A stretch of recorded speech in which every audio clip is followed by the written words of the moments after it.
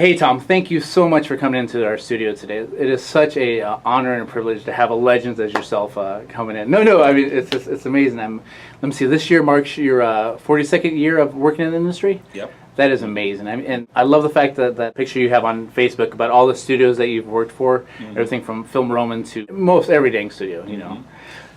It's just normal. You just get around in this business. You know, it's a normal. You know, it is funny, yeah, because I talk to people in an earlier generation who were used to just working one company, and they're like, "What's the matter? Can't you hold a job?" And it's like, no, that's how this business is. You're going to go from place to place, and that's how it works. Oh yeah. Did you realize it was such a gypsy's lifestyle when you first got into it, or? No, I didn't. Yeah. You know, I think a lot of my generation, we grew up worshiping, you know, the Frank and Ollie and the Old Men and stuff. And Frank and Ollie were really kind of like the poster boy for animator, you know, which is they got out of college in 1934. They went right into Disney's. They spent 46 years being the most fantastic artist you could possibly be, retired rich and write books. I'm like, sign me up. Exactly. Sign me up. Exactly, yeah. But then it's different, you know. And then I found out later, even from talking to the old guys, that even in the golden age, you know, people were freelancing, you know. So like Ken Muse, who was a terrific animator at MGM working on Tom and Jerry in the 40s, was picking up from Warner Brothers. Oh, wow. And Emory Hopkins, you know, who was I think at Lance and then also at Warner's, would pick up from MGM once in a while. So it wasn't all Frank and Ollie, you know, but at the beginning you think that's the way it works. You know? Yeah, because that's the kind of the footage you see on TV is you see the behind the scenes and you see them in their young shots and they're still at the same position and so you just assume that's the American, you know. And it keeps changing, you know, because empires rise and fall. I mean, a few years ago, Klasky Schupo was a huge studio. They had a big building across the street from the Cinerama Dome, and they were everywhere. And now they're like gone. You know, like I think there's still an office on Island somewhere. You know, but pretty much, you know, from what they were, you know, and that's the way the business is. I mean, I moved here in like 1977, and the big studios when I first came here were Hanna Barbera, Ruby Spears, the Patty Frailing, Film Fair. You know, those. You know, Disney's was like an old folks home of like 120 old guys. You know, and Hanna Barbera and Ruby Spears, those were the big ones. You know, Hanna Barbera like 2,000 employees, doing 12 series. You know. And now all those studios are gone. You know, I mean, Disney's still around, obviously. But we're all still here. We're all still working. You know, it's all same people. And, you know, a thing that the old folks taught us was they said, you work with the same people, just the producers change. But you're going to go from studio to studio and go, oh yeah, we work together, we work together, you know, and that's just the nature of the beast. Tony Benedict was a director over at Hanna Barbera for they first started, like in the that guy. I know you're talking about. He came in and we did a short animation with him back in the day, and he was kind of describing some of the time before Hanna Barbera really got larger and globalized. What era did you work at Hanna Barbera? I worked at when they were at their peak. So it's like about 78. That, you know, when they had 12 series going, and the place was huge. You know, it was just amazing. You go to the supply guy and go, Clarence, can I have a black wing? You know, and Clarence would go to this box and go, and give you this like this gross of like 30 pencils. I just wanted a pencil. No, but it's just that it's just like the more pencils you use, the more drawings you make, the more money you make for Bill and Joe. So so they were happy. No, that's one thing. That's one thing that I'm really trying to adapt is their system of economics on trying to keep things on levels, trying to simplify, trying to reuse footage and stuff like that, because it seems like to stay afloat, you really got to be smart on how you do your scenes and how you set up your shots and everything. So yeah. I mean, there's different philosophies. Yeah, because you have like Bill and Joe were trying to figure out how to make animation work for television production, because the stuff they did at MGM was super high quality, but it was like $90,000 for 6 minutes, and then they were doing TV shows where like one segment of Quick Draw McGraw or something cost $9,000. Yeah. So you're just like, how do you reconcile those economics? Oh, yeah. But then, like later on in the '70s, you had like Richard Williams working in England. Dick was doing commercials, and Dick would run out his budget and stuff doing super high quality. Yeah. But he made a rep for himself for like super high quality, and suddenly other studios started competing with him. And I don't know economically how that works, but he managed to create a reputation, for that. It's funny because from an artist point of view, we're like, yes, that's what we strive for is putting quality on the screen. But obviously, from a business point of view, that's the worst decision you can make is overspend your budget time and time again. You know? So it's a hard balance at every. But someone said it's a business first before it's an art form, which is kind of a hard pill to swallow. But the old thing is they say it's not show art. It's show business, especially in Hollywood. We're just like it's been industrialized since D.W. Griffith. It was mostly orange groves out here. Oh wow, that's right. How did you get started in animation? What was your first job? Well, I was the son of a Brooklyn fireman, and I just started drawing at an early age. And I went to public school and found out that the class artist doesn't get beat up as much. So this is good. Ready? So draw a lot. And I thought I originally wanted to do comic strips, and then I went to a magnet high school in Manhattan, where they showed me where a teacher was teaching cartooning and animation, and when I did my first animations, I kind of fell in love with it. I said, this is great, And it's called the High School of Art and Design on 57th Street, and Ralph Bakshi was an alumni. I became friends with a guy named Dan Haskett. And Dan had gone to art and design like a year before me, whatever, so he was a senior. He was working for this little company on 19th Street near the original Barnes & Noble, like the very first Barnes & Noble bookstore. Cool. They had a lot of great cheap books. It was all used, broken spines and dog-eared stuff, but it was great. And so we worked for this little company called Teletactics. And so he hired me in 1975 as an in-betweener. Okay. And Dan just had beautiful, he's like one of those naturals, just like his drawing style was very, very beautiful. And I got to know a lot of people working there, and then I went out to the School of Visual Arts. That's where I met Eric Goldberg, and that's where I met Yvette Kaplan, and a number of people that I would later work with later in the business. Now, Eric Goldberg, he kind of did his own studio for a while, and then got hired for Disney, right? Kind of bounced around for a while. Like he was originally out of a suburb of Philadelphia, Cherry Hill, New Jersey. And he went to Pratt, in Brooklyn, and we were all working for Richard Williams. So our first job was the Raggedy Ann and Andy movie musical. And it was interesting because you really saw on Raggedy Ann the great split that happened in the business where. And when you were working on it, just like 1975, 76, we said it's funny how all the assistants and in-betweeners and all are all like in their teens and 20s, and all the animators are all in their 60s. And there's nobody in the middle. There's only like one or two people like they're in the middle, like 40 or 35, And that's because Hollywood went through this downturn in the 60s. Where the studio units closed, Warner Brothers got rid of its unit, MGM got rid of its unit, Disney downsized from like 500 to like 125, right after Sleeping Beauty. So there was and if you were graduating school in the 60s, you were told, don't get into animation, it's dying. It's not going, and people really believed the business was dying. They just said it's a vestige of old Hollywood that's, it's not going to come back. But, all us young people, we were all loved the medium, and we all wanted to do this stuff, And I remember like old guys would talk to us and they'd say, all that crap you like Bambi and Tex Avery and all that stuff, those economics went out with the Great Depression. He says the future is more movies like Yellow Submarine. That's where it's going to go. And this was the logic in 1975. Wow. And like if you told me 15 years in the future, the most popular show on TV is going to be a sitcom with a yellow kid with a jagged head. I say you're out of your mind. You know, it's never going to happen. You know, there was no primetime animation. Like in the '60s, they did primetime series like the Flintstones and the Jetsons were actually originally done for primetime. Yeah. But by the '70s, that was all done. You know, there was nothing on at night. It was animation was just what they called the Saturday morning ghetto. So it's just that 4 hours. You know, between 8 a.m. and noon on a Saturday morning, that's where all the cartoons were. You know.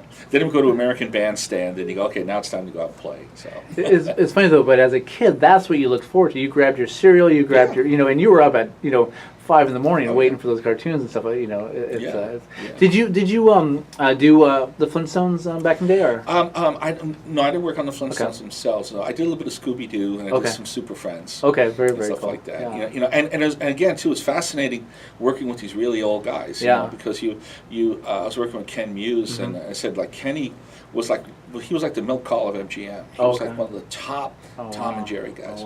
But at the time I worked for him, he was very elderly and frail, and basically burned out too. He lived very hard and stuff, So he was very like, 2 canes and all. And I remember I was doing a close-up of Superman, and Kenny had animated, and I was cleaning it up. And Superman was supposed to be flying, so his hair was supposed to be like wiggling like that. And Kenny had it wiggling this way, like he's going backwards. So I went over to him and I said, Kenny, this isn't. And he goes, just follow the roughs. Just follow the roughs. All right. So I took it to my supervisor, Jay Sawbury, and I said, Jay, and he goes, oh, that stupid old man, give me that. And he started correcting it, and I said, "Why doesn't he retire?" And Kenny stiffened up like Thumper being reprimanded by his mother. He goes, "Mr. Hanna says Kenny's one of the guys who created this company, so as long as Kenny wants to work, Kenny can work." But Hanna was very devoted to his original artists. He took care of them. That's cool.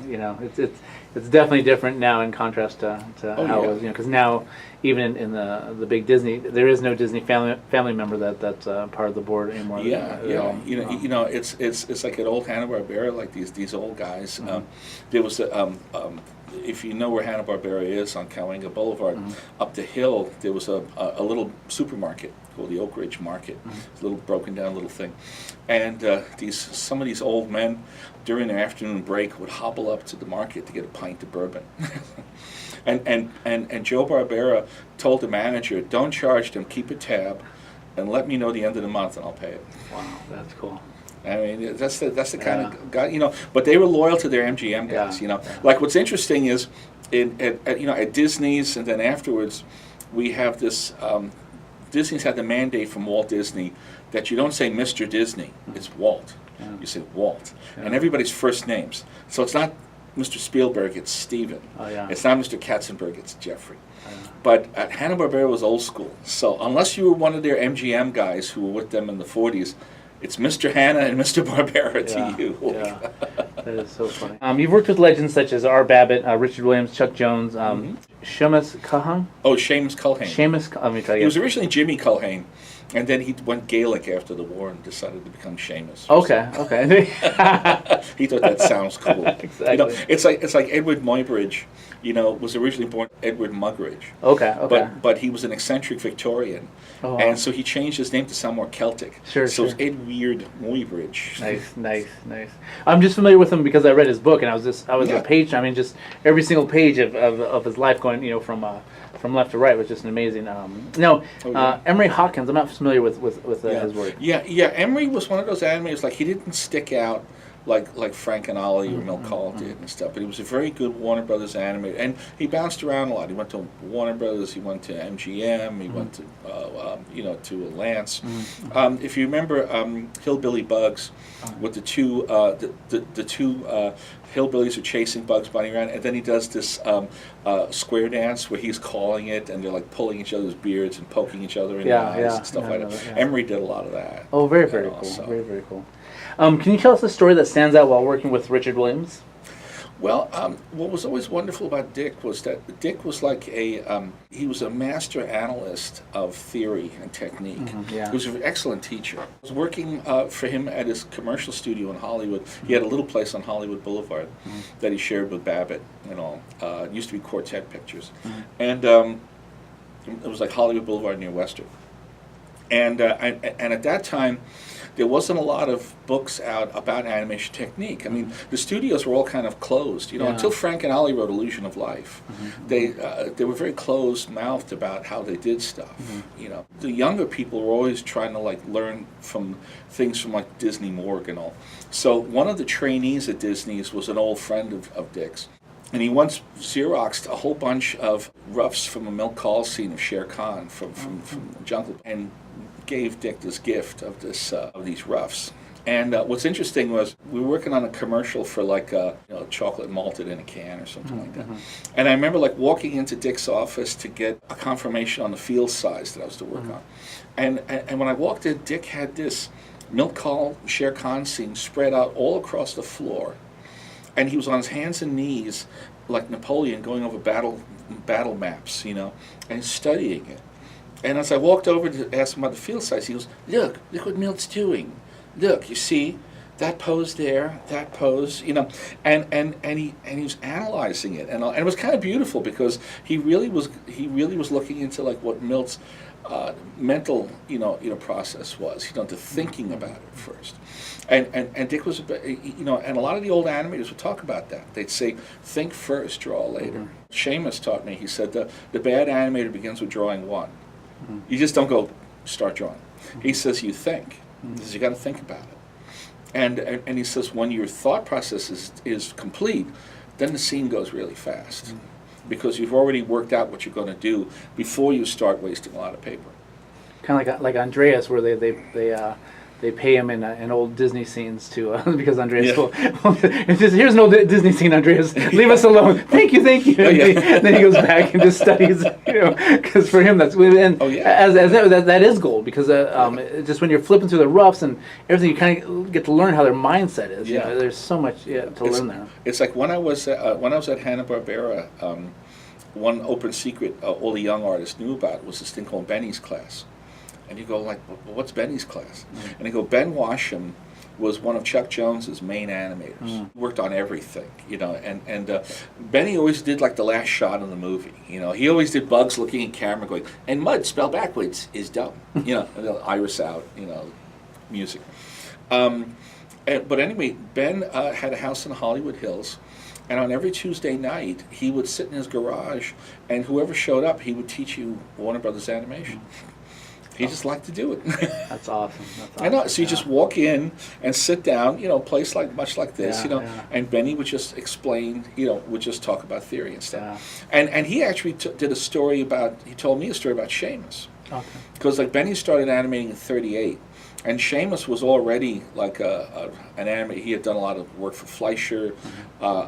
He worked at Disney's. He was an animator on Hawaiian Holiday and a lot of the Hi-Ho March and Snow White. Yeah, that was his claim to fame. I recognize him from. Yeah, that was his thing. And he said, when he came over to work for Leon Schlesinger, they were working on a Sniffles cartoon. And he says Seamus got his assignment. He got his layouts. He listened to the track, which the track by then was like a wax record that you listened to on an earphone. That was listening to the track. He studied his sheets, and he says, and this is Monday morning, and then he just sat there the rest of the day staring at the desk. And then he came in on Tuesday, and he had a dish of raisins and nuts, and he stared at the desk going. And then by Wednesday, he did a thumbnail or two. So thinking about Thursday, Benny was thinking, I should say something to him because, we've got this isn't the rarefied air of Disney. We've got a footage quota. We have to do, Warner Brothers at its height had to do 24 feet a week. Oh, wow. That was that was a solid, which is close to 30 seconds. Of animation a week. Disney's quota was 3 feet a week. It was 2 seconds. But that was the quota, and then some studios were even higher. Wow. I think MGM was 25 feet. Yeah. But anyway, and very little pencil test, because pencil tests were expensive. Sure. Yeah. It cost money. You had to shoot on film. Then. Yeah. Yeah. So anyways, Benny comes in on Friday morning, and all of Seamus's work is done. He finished it all, and he'd done it all like Thursday night or something like that. Yeah. And he says, gee, Seamus, I was going to say something because it looked like you weren't working. And he goes, you got to think about it first, don't you? Yeah. And he goes, oh, yeah, you're right. And it's funny because I've heard other people. I heard Frank Thomas is what they call a Thursday animator. Yeah. Which is you spend all your time like thinking first, and then you do it. Then you tear through it. So. Well, he had a famous worn out circle in his front yard where he'd just walk and think and talk about the scene. And also in Don Bluth's book, he talks about, in his storyboarding book, he talks about how sometimes he likes to close his eyes, hide under his desk, and just lay there as he's listening to the soundtrack and stuff like that. And until he visualizes it. Until he visualizes, then he comes up and starts to do it. And so very, very important because it's the thing that when you're animating dialogue, you can't just like listen to it once. Like I found when I first started animating dialogue, I listened to the track and I started doing the mouth shapes and stuff. It wasn't quite clicking, And then an older animator said to me, he says, "You're not really listening to the track. You just listen to it once, and now you're just doing it." I said, "Listen to it again and again and again and again till you can say it in your sleep. Like it has to be so ingrained in there. That's why when you work on movies, you wind up like memorizing all the songs, Aladdin, hey, clear the way in the old bazaar. Hey, you, let us through. That's a bright new star. Oh, come, be the first on your block to meet his eyes. Da da da da da da da. It's like you memorize it all. You have to. Yeah. I guess it's like old actors and running lines and stuff. Well, yeah. But when you've got it so that it's instinctual, then you grasp the dialogues better. Oh yeah. And really good lip sync looks like the voice is emerging from within the character. Like bad lip sync is like high school play, which you're like la la la la la la, and the dialogue's over here, and it doesn't really look like they're synced, But really good dialogue, like you look at Pinocchio or something, it really looks like the voice is coming from inside the character. That's interesting. Yeah, Glenn talks about how crawling into the skin of the character to give the performance, and I understand that when I was a young animator, but now, doing a few scenes here and there, it makes more sense because you literally almost have to just become that character to feel, what they're feeling and what they're thinking, which is kind of a weird psychotic thing, but yeah. How about some Chuck Jones stories that stick out? Well, yeah, Chuck was a lot of fun. It's like I didn't work on production with him directly, but we were just close friends. And he knew I was a history nut, and he's a history nut. I love that about you. Oh my gosh. Yeah. And so we've had a lot of fun, swapping stories and all. We did an interview once with the Hollywood Reporter. And it was like me and Chuck, Rob Minkoff, and Bob Kurtz, and we were all supposed to be talking about animation.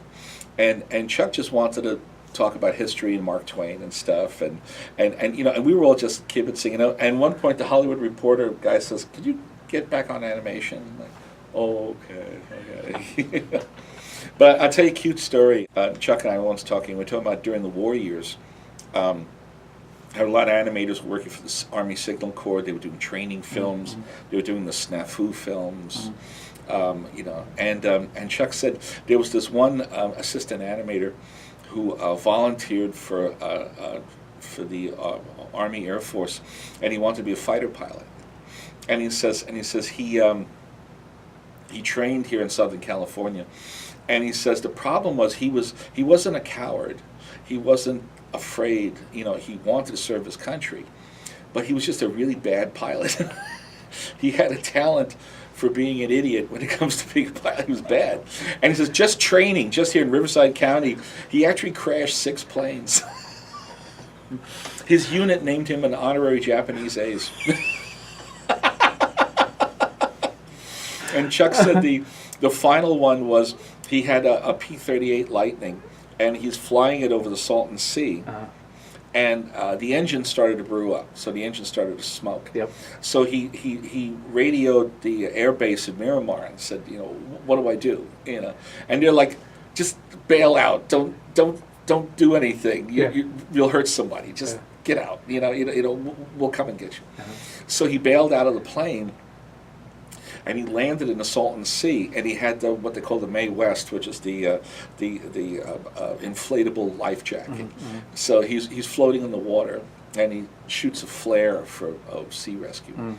And after a little while, a Navy flying boat comes out from San Diego Harbor.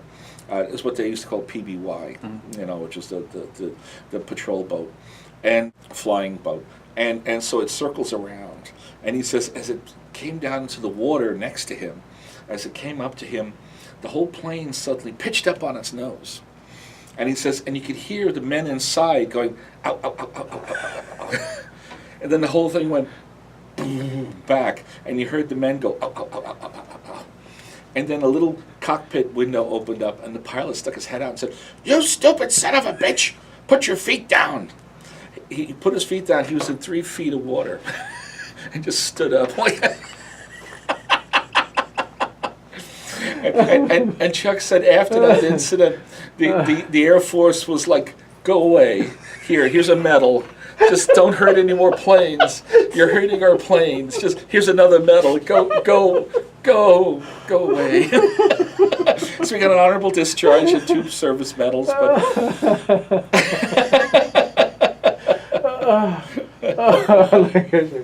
I never found a way to fit that into a book. I'm glad I could get this story in. It's a very funny story. So. Oh my God! Can you tell us a little bit about Seamus Culhane? Culhane, yeah. Seamus' original name was Jimmy Culhane. Like I said, he went Gaelic after the war, and he started for John Randolph Bray. And John Randolph Bray was on the East Coast. On the East Coast. It was a silent movie studio, and this is like around he started 1924. He was a 14-year-old intern for Bray. He started when he was 14? 14, yeah. Wow. Well, there was no labor laws yet. And so he started that young, and he became an animator because of sound, because his mother made him take violin lessons so he could read music.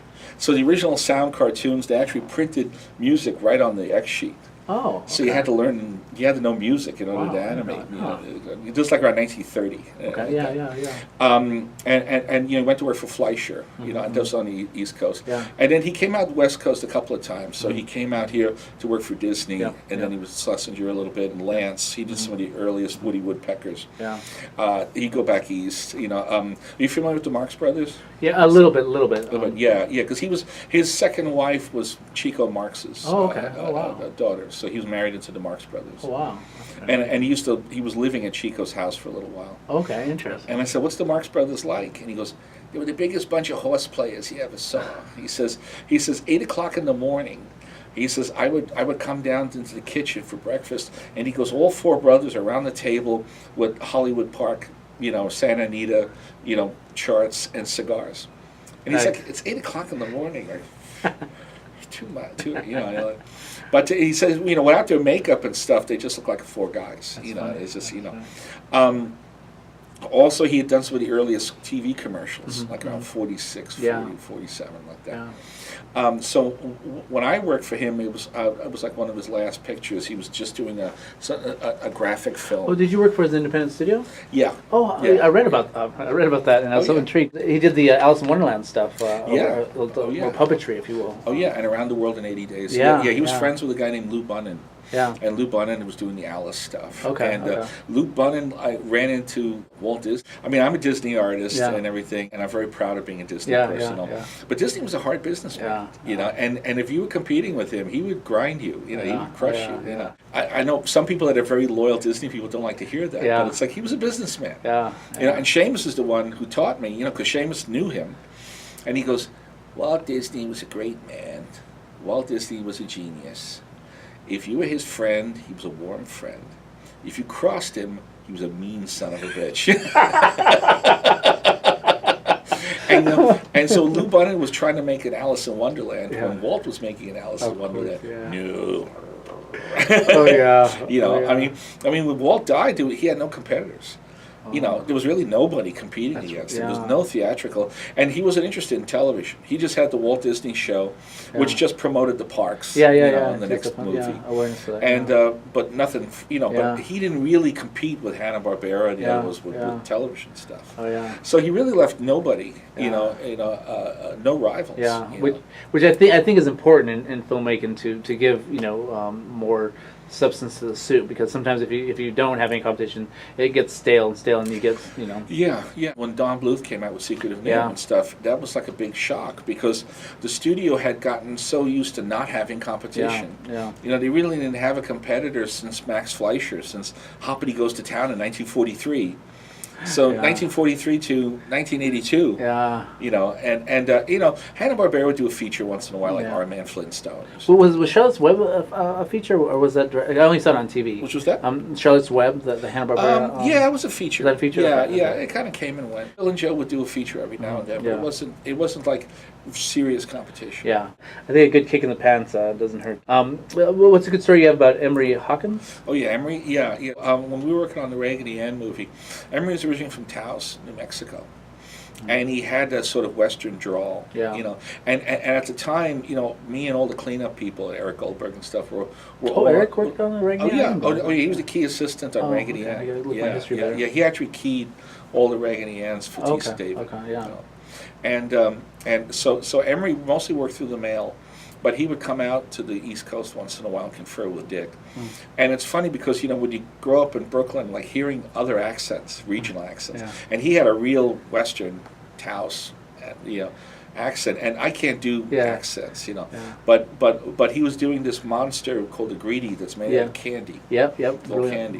He says, Dick, I got here, they're showing me. I'm doing this here like sour balls, and I'm doing taffy, and I'm doing this like peppermint sticks, and they're calling for a thing here called marzipan. What's marzipan? I said, marzipan. Marzipan. It's like almond paste. You know? What's a marzipan? Words. Give me a picture. I can understand it. You know. But I actually learned a lot from him. He worked very rough. I mean, like there's some animators that work very tight. You know, like Eric Goldberg's roughs are very tight and stuff. You know, and then some animators like Seamus and Emory, their stuff was very rough and stuff. So you know, and Emory actually worked in different colors.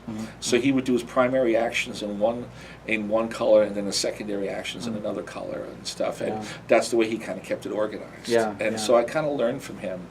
You know how to work in that kind of system. Do you tend to work rough or tight? I'm a rougher. I tend to work. And in fact, it's funny because like some assistants will remember, you know, I think they wake up screaming at night thinking about my roughs. But I used to work when like really violent physical action. I would actually rough with a Sharpie marker. Oh, really? Wow. I should go really fast. Just trying to screw that puppy. Because it makes you stop being precious and think motion rather than detail. Crazy. You know, it works. No, and the only reason I started doing markers on the go is because I saw the picture of Andreas doing it on TV, and so I'm like, oh, this is nice. But I like the fact that with permanent marker, you almost don't need a light box, because you know the marker goes through the pages and you're able to see the drawing prior as you're just doing pose to pose animation. So it's a nice attribute. And you're right. The big fat marker, you just make the form and make the action work. So, the old saying, Norman McLaren, Canadian animator, once said, animation is not moving drawings.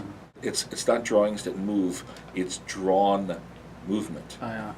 So you are drawing movement. You know, and that's a big concept. You know, because a lot of people they'll just make a pose and they'll wiggle the mouths and they'll make another pose and they'll wiggle the mouths. You know, and that's not animation. You know, it's you're creating the whole thing. Well, you'll find that with a lot of young artists when they first start off, they really just clean up pretty, and then as they get older, they start to be a little more looser in their stuff. I had an opportunity. I mean, the great thing about the Raggedy Ann movie was we got to work with all these Golden Age That is a brilliant piece of work. Oh my gosh! Even as a kid, I was like, I mean, the story's not great. But the artwork and the animation, was beautiful. Yeah. So I actually got a chance to assist a Grim Natwick scene. Oh, okay. And Grim Natwick, people know, lived to be 100 years old. Yeah. And he created Betty Boop. He's the creator of Betty Boop. Wow. He was a lead animator on Snow White. Oh, wow. You know, he taught Mark Davis how to animate. Oh my God. He taught Chuck Jones how to animate. Wow. You know, he was this amazing guy. You know, Frank Thomas and Milt were assistants for him at one point. Yeah. So he was this amazing. So he was like 87 and I was 19, and I was terrified. I was so frightened to work with. I was getting like chest pains. I was like, you know, but he was doing this avalanche of taffy that was rolling down a hill, and when you looked at the drawings, they were like really crude scribbles. They were really kind of like, they barely looked like drawings. You were just like, but when you flipped it, it was beautiful. Oh yeah. Because it's all just movement. He's doing the thing that Tytler talked about drawing forces. Yeah. He was drawing forces rather than drawing figures. Yeah. And so the motion was gorgeous. You know, and it just and you know, and I said, how do I assist this? And they go, just follow the motions. You know, just follow the forces and make that work. I find that helps me also in betweening and stuff like that. When I'm getting frustrated with where to make it work, I'm like, okay, where's the force of this going on? And I kind of picked that up from something Glenn had said in some interview or whatnot, and I was like, oh, that makes so much more sense. Where you're just you're not sure the line is important, but where's the force of that line moving to help? Very very good stuff. When you were head of story on Pocahontas, I'm sure you had your fair share of problem solving. Can you talk about a time when there was a problem with story and how you made a breakthrough? Well, the problem with Pocahontas was that it was a historical event. You know, so there were people in graves who like did the things that we're making a cartoon about. So it's not like a fairy tale where you can interpret it, you know. And the problem with Pocahontas, because I heard all the stuff about the people saying, well, it's not historically accurate and everything like that, you know. Well, I mean, the issue is John Smith was 26 and he was a mercenary. You know, like if he was alive today, he'd be working for Blackwater or something. You know, she was probably 13, something like that. That's not odd. 13 or 14, and if you think it was platonic, you know, because in those days, as soon as you were sexually active, because you didn't live very long. Sure. You know, I mean, she died. 30 was considered old then, right? Yeah. Oh yeah, he was old. Yeah. So she died at like 21. Wow. You know, of smallpox. He died, I think he made it to 52. Wow. And he left his money to whatever woman he was living with at the time. So that's just, you know, he didn't write about the incident, about what happened in America until 14 years later. He didn't speak any Algonquin. She didn't speak any English and didn't know any Broadway tunes. You know? So it's like, so we're totally going on his version of it. Okay. So, but we know that, what we do know historically is that when the two of them were together, there was peace. Because as soon as he left and everything, it started to get bad again. They started to fight. So there was something going on. And I remember at one point, Michael Eisner came down and said, so, where's Pocahontas' mother? How come we don't have mothers? He says, we're getting crucified out there. Every time Beauty and the Beast, everybody goes, where's Belle's mom? Where's Ariel's mom? It's just like, why don't we have a mother? And I said, well, the Virginia Powhatans were polygamous. Powhatan had like 40 wives. Just like, I mean, it says something about Pocahontas that out of his like 100 children or something, this was like his favorite child because he did like her more than you know, that was like he doted on her. So we know that. So Michael goes, I guess that toasts another mom. And I go, yeah, I'm sorry. You know, I was like, where's Jasmine's mom? Yeah. Although there is a thing too.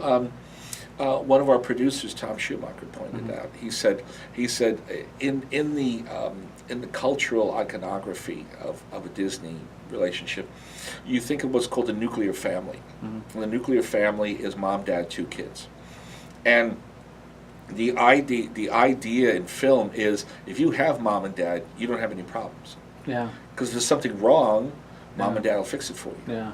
You know, he says, but if you break the nuclear family and you take out one parent, then the kid has to be more independent because the kid has to shoulder the responsibility that would have been taken up by the other parent. So that creates, you know, drama. Drama comes from crisis. And you know, so that's sort of the logic behind why it's not too. When we started Aladdin had parents. In the original 1001 Arabian Nights, Aladdin had parents. Oh, yeah, there's a song on the DVD that. You're Proud of My Boy. Yeah. Howard Ashman wrote 2 songs for that. But then we wound up getting rid of them because they just because it looked like everything Aladdin was doing was trying to please his parents. Instead of being independent. So that's the issue. One of my favorite stories was on Lion King when Simba with Pumbaa and Timon get back from get back to Pride Rock, and they need to figure out a way to get the hyenas away from Scar, so Simba can confront Scar and take the Pride back. They said, so Pumbaa and Timon are like, we got to distract the hyenas. What do we do? And so we were all kicking around. It was like Rob Minkoff, Roger Ellers, Brenda Chapman, Chris Sanders, myself, a bunch of other story artists. We were all saying, what do we do? And at one point, somebody just threw out, what do you want me to do? Put on a grass skirt, do the hula? And then Don Hahn went, there you go. That's good.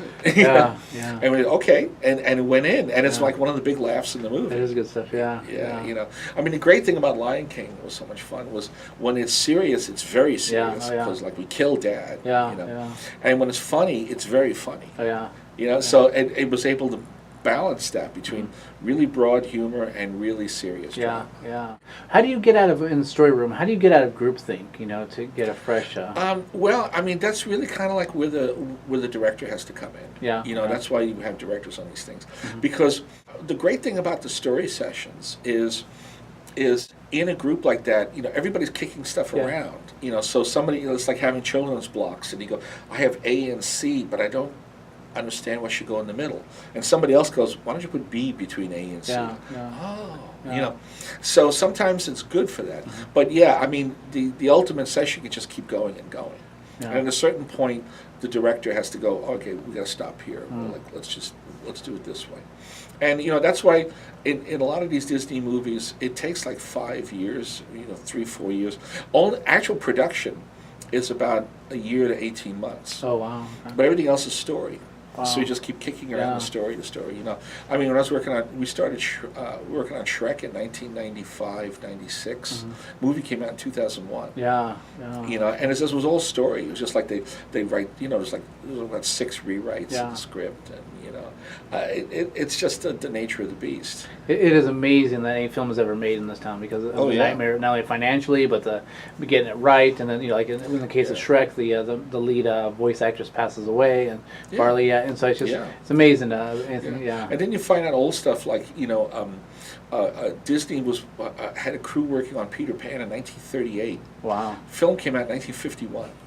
So it's like they had a crew working on Peter Pan, and then he looked at it and went, nah, put it on the shelf. Took it down a few years later, tried again, put it on the shelf. Me and Randy Cartwright were once going through the morgue, and we actually found an entire Peter Pan storyboard done by Bill Peet and his crew, and it was an earlier version of Peter Pan, where like Nana the dog goes with them to Neverland. Oh, interesting. Like she doesn't stay behind in England. She goes with them, and she's a main character in it. So it's just kind of, it was beautifully drawn. But I mean, the idea is just. But if it didn't work, it didn't work. It's like and that's normal. I mean, Frozen was. I already left the studio, but Frozen was off and on the shelf for like about 20 years. Like, the Lion King crew was working on it in 1996 when it was still the Snow Queen. Oh, okay. And it just wasn't working. Wow. Because if you read the original Snow Queen, Snow Queen's just evil from the beginning. She's just like, hey, I'm evil, And it's Elsa and her brother are trying to defeat her, and it just wasn't working, And it wasn't until they decided to make them sisters, that sort of cracked the nut. Oh, okay, that relationship, this works, and it's that problem, of like finding that hook, to to make this thing happen. And it's funny because like after that Eureka moment was revealed, you look back, oh, why didn't we see the people? So obvious, you know. Yeah. But when you're in the muck of it, you don't see it. You're just so wrapped up in what is there, and it's such a frustrating thing about creativity, you know. Yeah, it is. It is that thing. Like, you know, sometimes you need a fresh pair of eyes to go. Yeah. You know, we need this, and the brother and sister team who wrote the music and stuff. That was a whole new element too. You know, which is like, you know, after Howard Ashman died, the studio kept looking for a replacement. He was so gifted. So they had Stephen Schwartz for Wicked, and Tim Rice. They had you know, Sting, Phil Collins. You know, they kept going through all these people. And when that team showed up, you're like, oh wow, you know, I haven't seen that type of writing team in a while. You know? Now, like Moana was done with the guy who wrote Hamilton. Oh, really? Okay. Yeah, you know, very, so. very cool. So it's you know, and it's funny because people always say like, well, why is it musicals? You know, and it's interesting that American film musicals, there's something about the surrealism of animation that you can buy it. You know, like let's say you couldn't make West Side Story today. Mm-hmm. Like, let's make West Side Story in Compton, you know. So let's have gang members doing pliés, you know, ballet or something. It doesn't look, it's stupid, you know. Yeah. While animation, you'll buy it. Yeah, it's very timeless, and although I gotta say some of the computer animation doesn't age as nicely as the hand drawn stuff, but I may be biased in that one. So, you know, it is what it is. In your book, Moving Innovation, you talked about SIGGRAPH. Can you talk about the importance of SIGGRAPH and how it got started? Yeah, the people who were doing computer animation, you know, had come out of a tradition of the research lab. And research scientists and engineers generally would, like, get together on a problem and try to solve a problem together.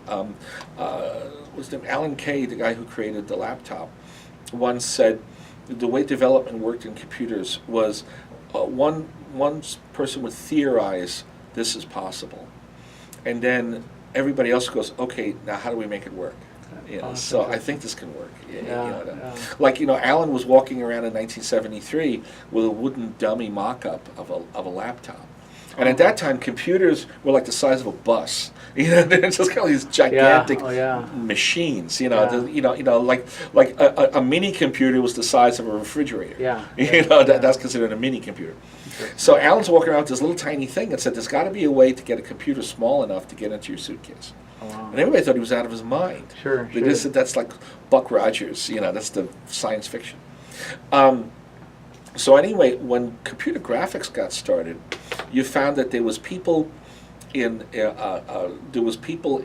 besides animation, there was people in motion picture visual effects, there was people in games, there was people in the military, you know, flight simulators, doing what they call flight sims, because the government wanted graphics that when you turn the wheel of your fighter plane, the graphics move in real time, and that's a very complicated computation to do. Calculations happening there. You know, like in the '60s. You know, I mean, today is complicated. Back in the '60s, it was unheard of. It was crazy. And what they found was they needed a medium for people to talk to one another, because like, you know, how could these different various groups, you know, I mean, there's people working at Boeing up in Seattle, and there's people working in London, and there's people in Palo Alto, and there's people in Hollywood. But there's no trade magazine or anything like that where you could share ideas with one another. You know, read Popular Mechanics, you know, something like that. You know, there's nothing. So around the early '70s, this thing called the Association of Business Machines, you know, the ACM, decided it would be fun to have an annual meeting where everybody could get together and just kind of share their new discoveries, their new adventures and stuff. And the early SIGGRAPHs were kind of fun because they really there was so little footage being generated that they actually had a 16mm projector and said, anybody got any cartoon, you know, I got a Betty Boop cartoon, okay, let's watch that, you know. There was nothing to show, you know? And then later on, whenever somebody would make a breakthrough, you go to what's called the electronic theater, and you'd sit there and you'd see like somebody's newest idea, and it's the funniest thing. It's like you'd see a thing like a light in a pumpkin, you know, 10 seconds, and people cheer like it's the Super Bowl. They'll go, woo, you know, like, because they solved the problem, you know. One great one was a film, it was a glass of milk with a candle behind it.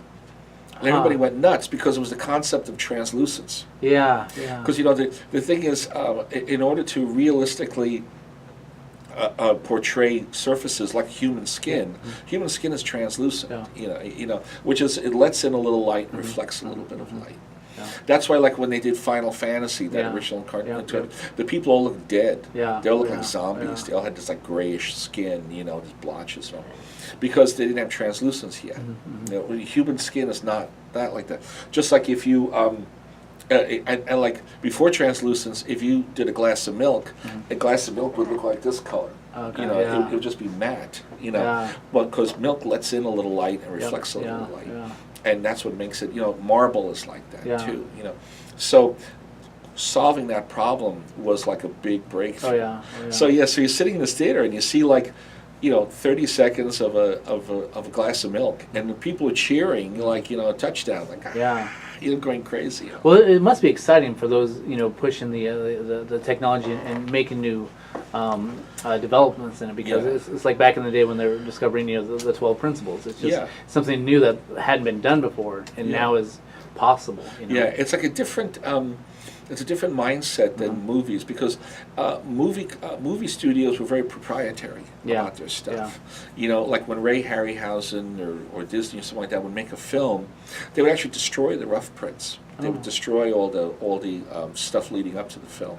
So that's why it's very hard to get old footage of what these things look like. There was a guy named Linwood Dunn who was a visual effects artist, and he actually saved all his scraps.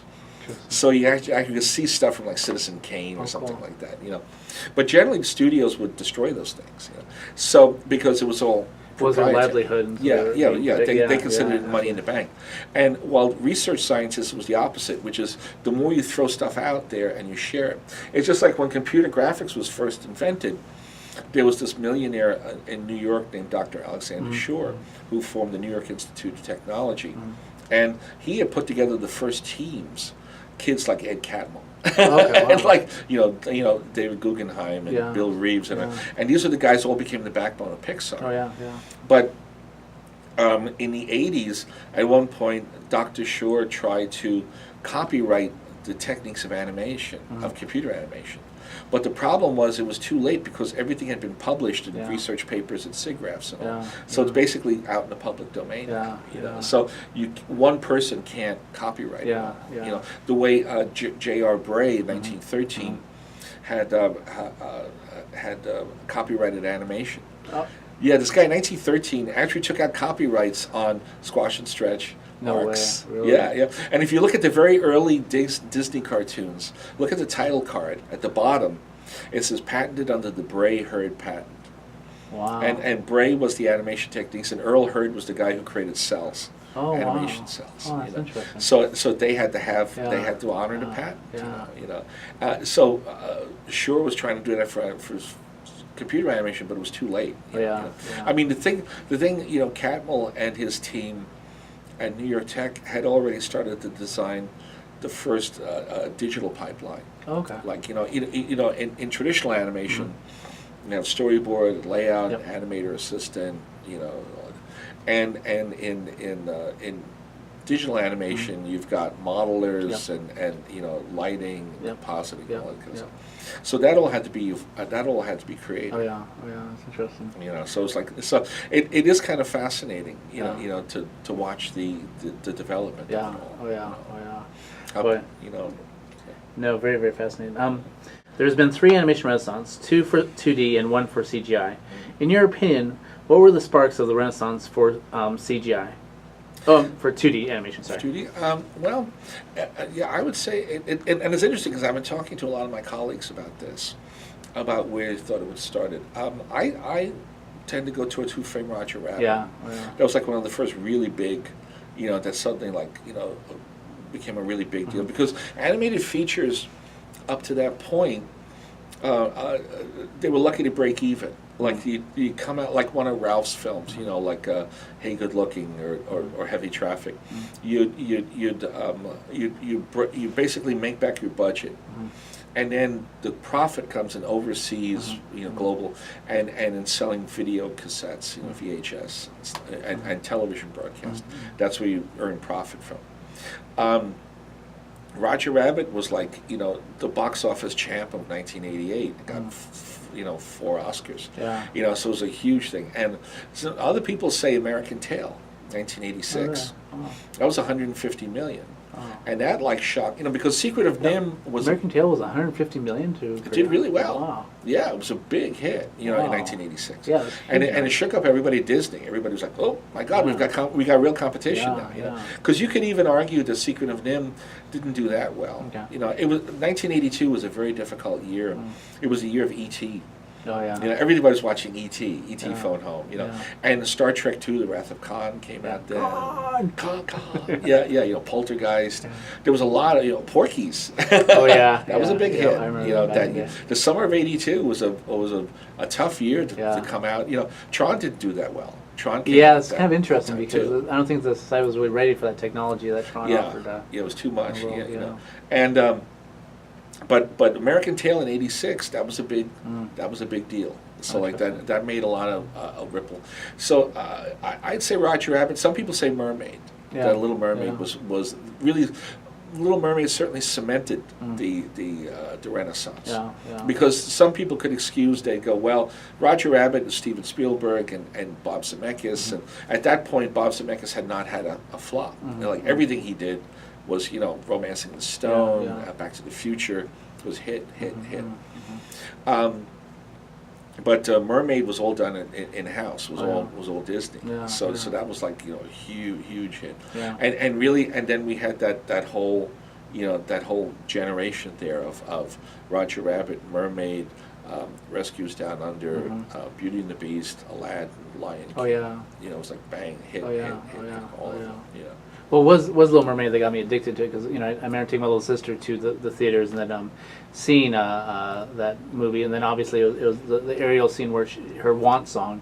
I just blew me away. I was like, holy cow, this is somebody sat there and drew this, and yet it's sparking all these emotions in me. And I was like, people get paid to sit down and draw all day? Okay, where do I sign up for that?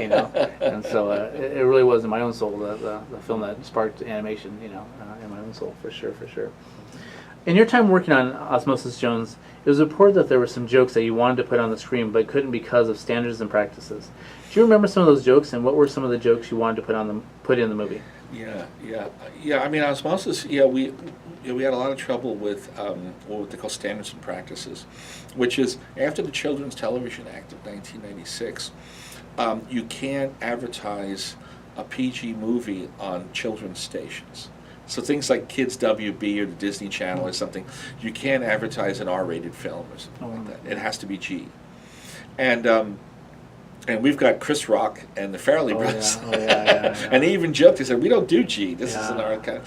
So we had a lot of trouble. I mean, it was a lot more... I don't want to say it was vulgar material, but it was just a little more risque. It was fun, I mean, we had we had a set called Gonad's Gym. It's like all these hairy guys going, come on, like that. In fact, one of the only jokes that survived from that was they're going through a hallway and there's a sperm, a statue of a sperm, and it says "Our Founder." It's like I was able to leave that in, But we had so many of these gags, and the one that made me nuts, that was crazy, was. There's a scene where Ozzy and Drix are driving in their car, and it's when they're first sort of talking to one another, starting to get to know one another. And they start talking about their background.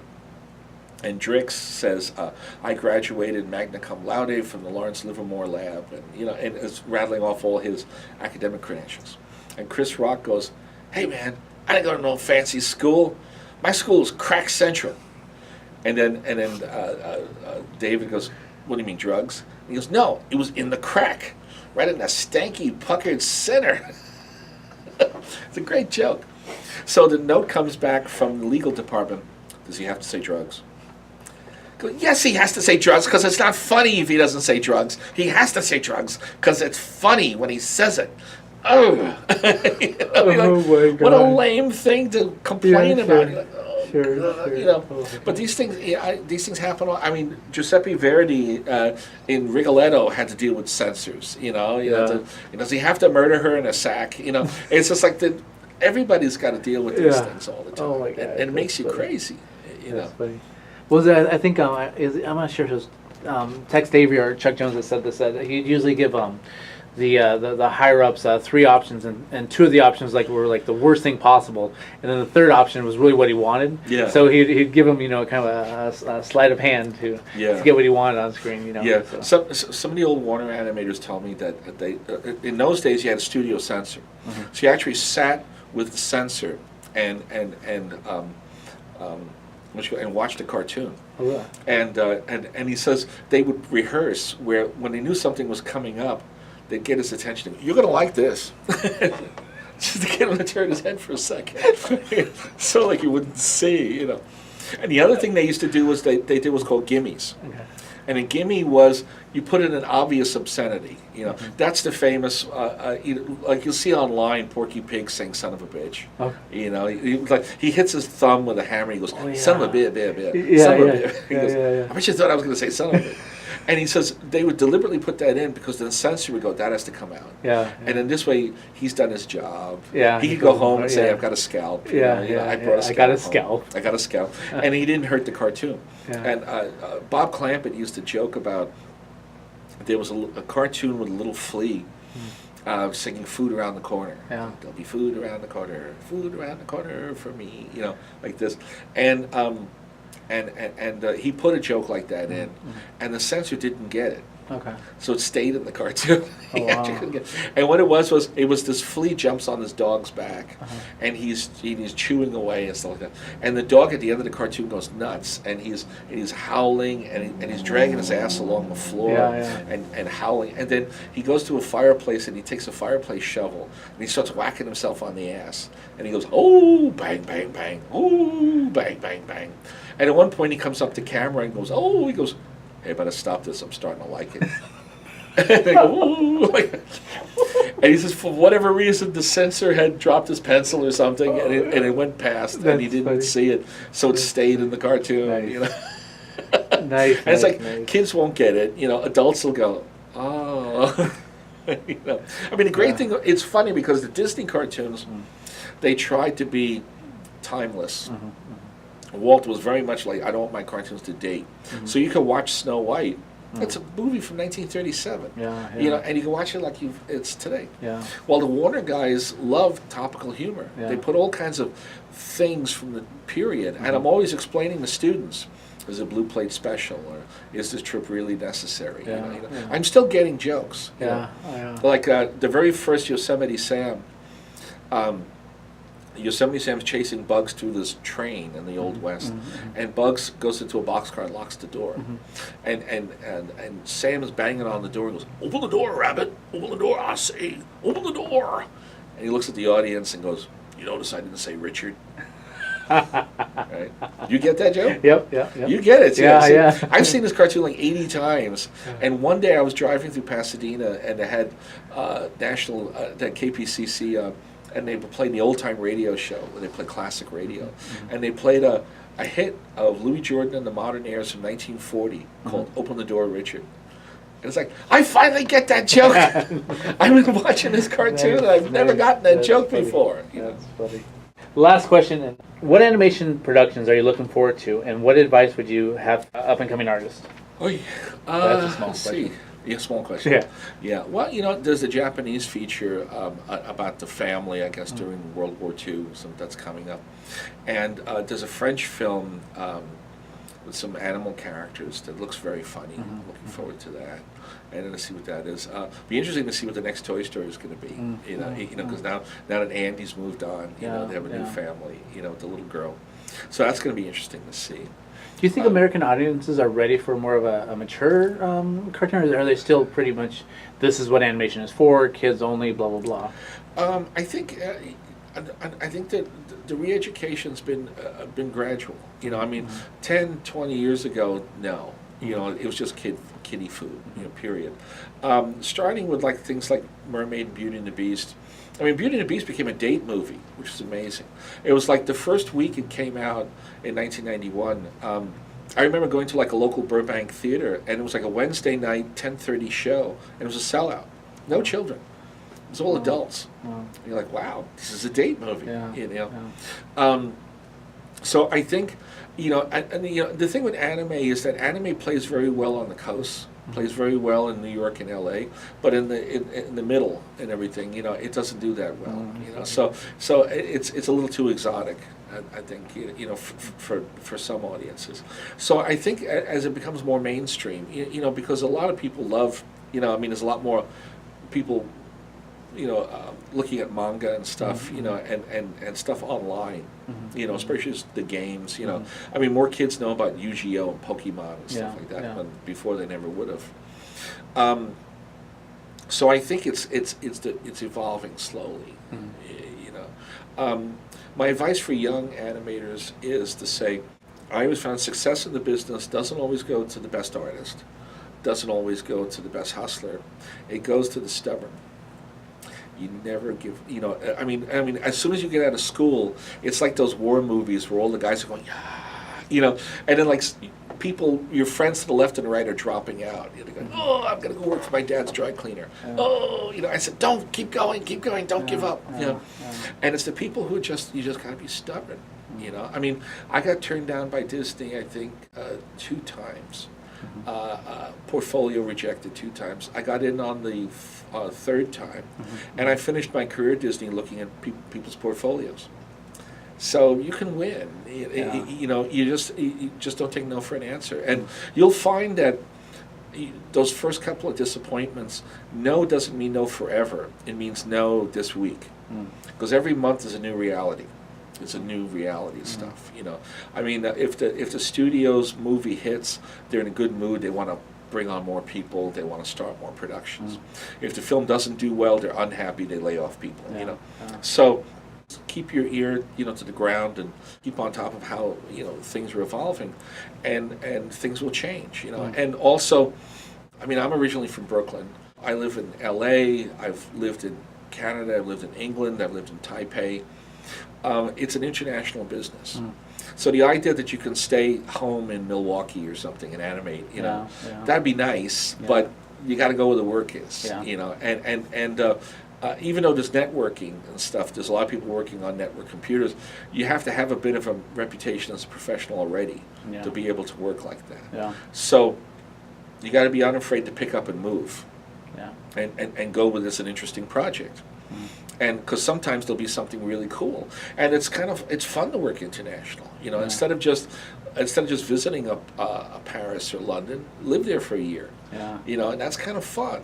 And the old saying I used to say that you work with the same people, and that is there's a certain floating cadre of professionals that will go from project to project, and you'll say, oh, I work with him at Bluth, or I work with him at H&B. Those are the people that are always going to be there for you. Like studios will come and go. No studio's worth screwing your friends. Because the projects will come and go, but your friends will always be there. Friz Frayling, the great Disney Warner director, used to say, never tell people what you're thinking of until you're 89 and a millionaire. And Friz did that. He was 89 and a millionaire. He goes, I never liked your stuff. You can't hurt me now, So I'm a professor in the university with tenure now, so I'm like, I don't like your stuff. That's right. But because the person you diss now or screw will be your boss on the next project. So you never know what's going to happen. The intern you're talking to will be a big shot. There's a story about there was a famous actor. He wasn't a really big actor, but he was an action star, and he was being very crummy to his intern. This Coke is flat, you drink it. Like that. The intern was Quentin Tarantino. Oh, wow. Don't be mean to interns because they're going to be something someday. That's probably just a good rule of life. Don't be a dick. There's in the 30s there was the comic strip Little Orphan Annie, and Daddy Warbucks, the benefactor, said, "Don't kick anybody on the way up. You plan meeting on the way down." Oh yeah. That's great advice. Yeah, and it really, because it's a small business. We all know each other. Yeah. It's like stuntmen. Like stunt people all know one another. Yeah. They're like, oh, she could fall off a horse really good, and she could jump off a building. And so animators are the same way. We all know each other. Even when we're at different studios, you go, oh, I work with him. Now it's even worse. Now with Facebook and stuff, we all gossip to one another. It's just like, it's terrible. It's funny. That's so true. Oh man, thank you. So I really could do this for hours and hours, but I know you got busy things to do. So thank you so much for your time, and sure. Let's call that a day, and we'll call it a wrap. Thank you, Tom. All right.